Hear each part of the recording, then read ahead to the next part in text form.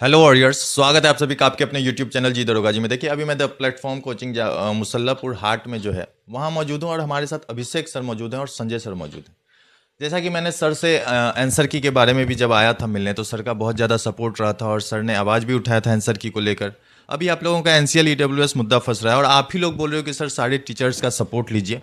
तो देखिए, मैं अभी प्लेटफॉर्म कोचिंग में हूँ और सर से जानने की कोशिश करते हैं कि बच्चों के साथ ये जो नाइंसाफ़ी की जा रही है वो किस हद तक सही है। सर, स्वागत है आपका हमारे चैनल पर। बहुत बहुत धन्यवाद। सर, आपका भी स्वागत। जी बहुत बहुत धन्यवाद आपको।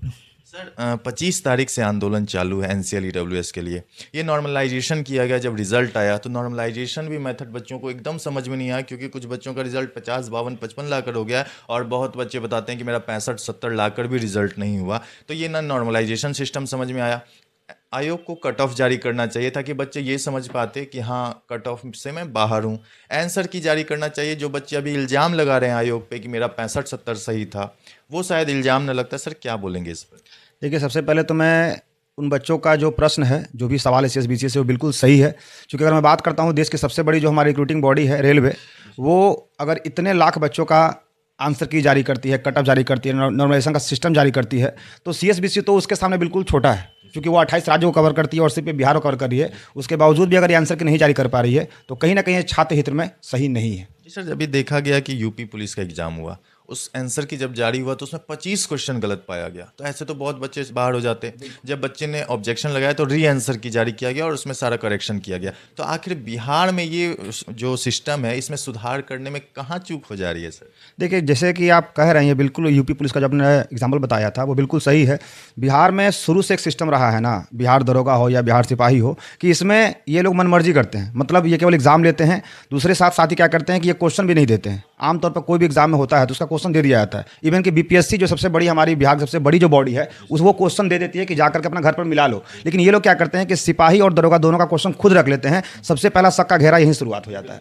अगर मान के चलिए क्वेश्चन दे देते और उसके बाद आंसर की नहीं भी जारी करते, तो कम से कम बच्चे अपने आप से ये कहते कि हाँ भैया हमारा इतना सही है, और अगर बच्चे का रिजल्ट नहीं आता तो वो कोर्ट भी जा सकते थे।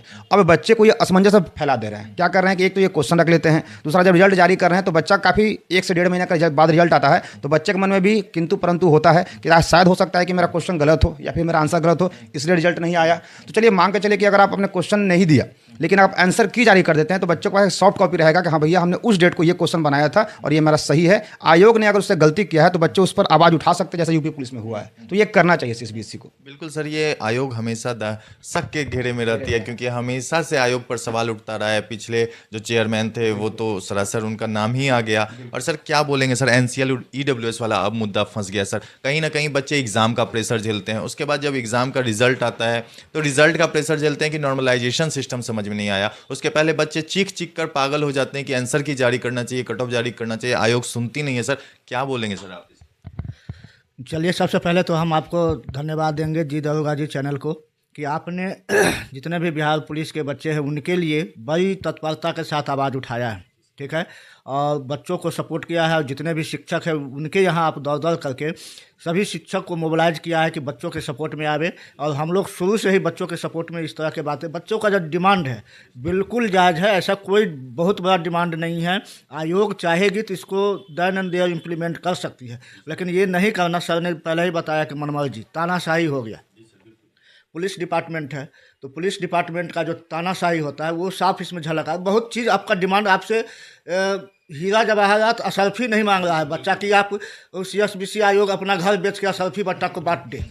वो एनसीएल ईडब्ल्यूएस बनाने का समय मांग रहा है और उसको इम्प्लीमेंट करने का समय मांग रहा है कि भाई आप करंट मांगिए। आप पहला बात देखिए, जितनी सारी वैकेंसियाँ आती है, रेलवे हो, एसएससी हो, चाहे जो भी एग्जामिनेशन बॉडी है एग्जाम के लिए वैकेंसी जब देती है, तो जितने सारे नियम हैं पहले नोटिफिकेशन में आते हैं और उसी के हिसाब से काम होता है। आप नोटिफिकेशन में पहले नहीं दे रहे हैं तो उस चीज़ को बाद में आप इम्प्लीमेंट करवाने का मतलब क्या होता है? तानाशाही हो गया।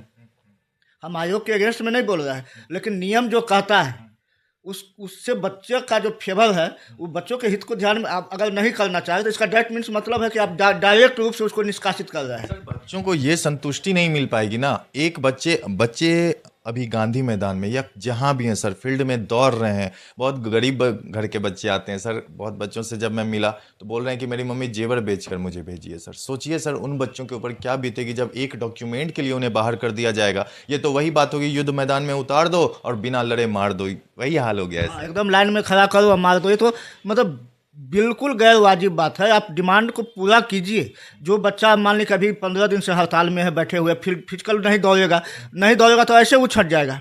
आप उसके लिए न समय दे रहे हैं न कुछ कर रहे हैं, तो ये बिल्कुल तानाशाही है। आप थोड़ा सा सॉफ्ट कॉर्नर रखिए बच्चों के प्रति। देश में, बिहार में इतनी बेरोजगारी है और बच्चों के प्रति, बेरोजगार के प्रति थोड़ा भी आपके मन में सॉफ्ट कॉर्नर है ही नहीं। आप बन गए अफसर तो क्या तानाशाही होना चाहिए? ये बिल्कुल गलत है।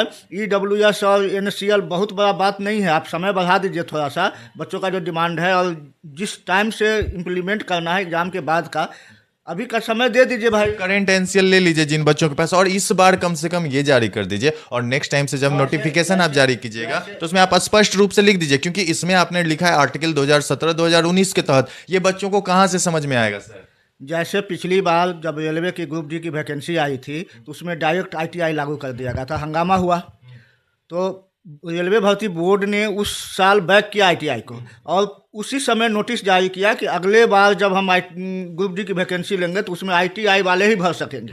तो आप इस तरह का कीजिए कि भाई इस बार आप कैंसिल कर दीजिए उस चीज़ को, और अगली बार जब भी बिहार पुलिस की वैकेंसी आएगी तो बच्चे पहले बना के रखेंगे NCL। हम जिस समय वैकेंसी आएगी फॉर्म भरने से पहले का NCL चाहिए, उसको अगली बार से इम्प्लीमेंट कीजिए। ऐसा कौन NCL इतना बड़ा तूफान आ गया है कि भाई ये आप एकदम प्रतिष्ठा का, ये हो गया कि प्रतिष्ठा का। मैं जो कहीं ना कहीं ईगो क्लैश कर, हाँ एकदम ईगो क्लैश करा कि मैंने बोल दिया I am the state. Louis ओलामा बोलता था, वही वाला बात इसका हो गया कि बिहार पुलिस का जो हेड है वो लुइस ओलामा बन गया कि आई am the power of Bihar. तो जो मैं चाहूँगा वही करूँगा, नहीं तो कुचल दूंगा। कहीं ना कहीं सर ये तो बच्चों के भविष्य के साथ खेलना हो गया ना सर। बहुत बच्चे बोल रहे हैं कि अगर नहीं मानता है तो जो भी परमिशन अभी हम लोग ले रहे हैं, जैसे मैं कल भी बाहर था, दिन भर आपसे भी बात होती रही है। कल मैं दिन भर सुबह 10 बजे से रात के 8 बजे तक SSP ऑफिस का ही चक्कर लगा रहा था सर। गर्दनी बाग भी गया, आप लोग भी आए थे, क्योंकि बच्चे वहाँ मौजूद नहीं थे सर। तो जब अब परमिशन लेने का कोशिश है, 2 दिसंबर को परमिशन मांगा जा रहा है, अगर मिल जाता है तो सर क्या आप लोग वहाँ बच्चों को सपोर्ट करने पहुँच रहे हैं? बिल्कुल पहुँचेंगे। बच्चे हमारी ज़िंदगी है, ठीक है, और उसके सपोर्ट में जहाँ पर जिस हिसाब से खड़ा होना पड़ेगा उस हिसाब से खड़ा होऊंगा। और आयोग से मेरा रिक्वेस्ट रहेगा, तहे दिल से निवेदन रहेगा, क्योंकि मेरा ये अधिकार है, बच्चों का ये अधिकार है कि उनकी डिमांड को मान लिया जाए और अगली बार से इस नियम को लागू किया जाए कि NCL अगली बार से वैकेंसी आने से पहले क्या आपका होना चाहिए। माइंड सेट रहेगा, सब लोग बना के रखेगा, लेकिन इस बार आप थोड़ा सा सॉफ्ट करना रखिए बच्चों के प्रति, बेरोजगार के प्रति। सबके सब गरीब बच्चे इसमें आते हैं, और एकदम मध्यम वर्गीय पर फैमिली से नीचे का जो लेवल होता है वहाँ के बच्चे इसमें आते हैं। और इतने साल मेहनत करने के बाद उसका मेहनत बेकार चला जाए तो ये कोरोना वाला स्थिति हो जाएगा कि उसके जीवन में कोविड ही आ गया कि सबको जिंदे जी मार दिया।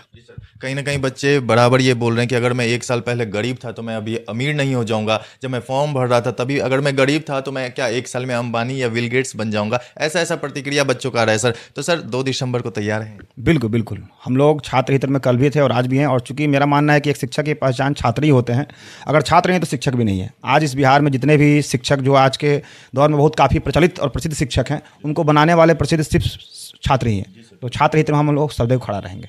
तो चलिए, जैसा कि सर का सपोर्ट मिल चुका और मैं बहुत सारे प्लेटफॉर्म अभी जाने की कोशिश करूंगा। सारे टीचर जब बच्चों के सपोर्ट में उतरते हैं तो बच्चों में कहीं ना कहीं एक अलग ही उत्सुकता होती है। खुशबू पाठक जी इसका नेतृत्व कर रही हैं और अमित सर तो लगातार शुरू से लगे हुए हैं। और भी टीचर गण हैं, जैसे संजय सर हो गए, अभिषेक सर हो गए, और भी बहुत सारे टीचर्स हैं। मैं सारे जगह जाऊँगा और सभी टीचर्स का सपोर्ट लेने की कोशिश करूँगा और इस आंदोलन को सफल बनाने में योगदान मांगूँ।